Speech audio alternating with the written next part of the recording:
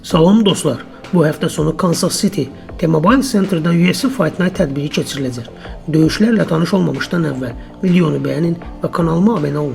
İlk öncə main card'ın ilk döyüşü İkram Əleskərov və Andre Muniz döyüşü ilə başlayaq. Xatırladım ki, İkram son döyüşündə Robert Whittaker'a qarşı ilk raundda ağır məğlubiyyət yaşadı.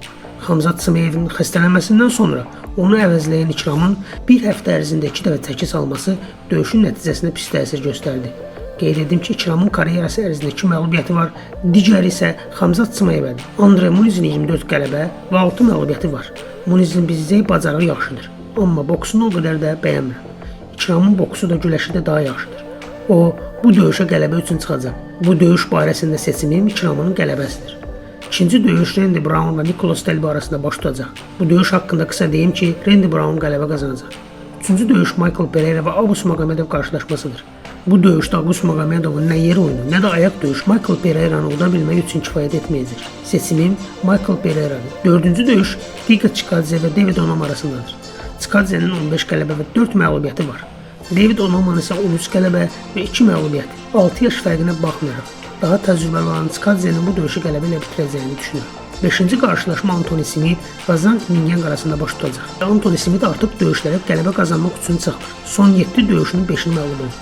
Qarşı tərəf isə gəncdir, daha motivasiyalıdır. Bu döyüşün Zhang Mingyangın qələbəsi ilə yekunlaşacağını düşünürəm. Gələk gecənin əsas döyüşünə. Bu döyüş Yangeri və Carlos Prates arasındadır. İlk öncə Yangeri haqqında onu demək istəyirəm ki, çox ağıllı idmançıdır. Ayaqda döyüşməyi yaxşı bacarır. Michael Pez döyüşündə onu yerə salması qələbəni nə qədər istədiyinin göstəricisidir.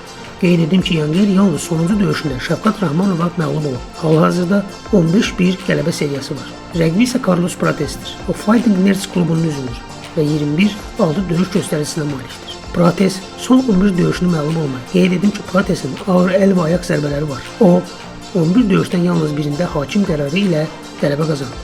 Carlos Prates həm siqaret, həm də içkidən istifadə edir. 5 raundluq bu döyüşdə nəfəsini necə idarə edəcəyi mənə şəxsən maraqlıdır. Döyüşə gəldikdə nəticəni təyin etmək çətindir. Amma ayaqda daha yaxşı olan Carlos Prates'in qələbə qazanacağına inanıram.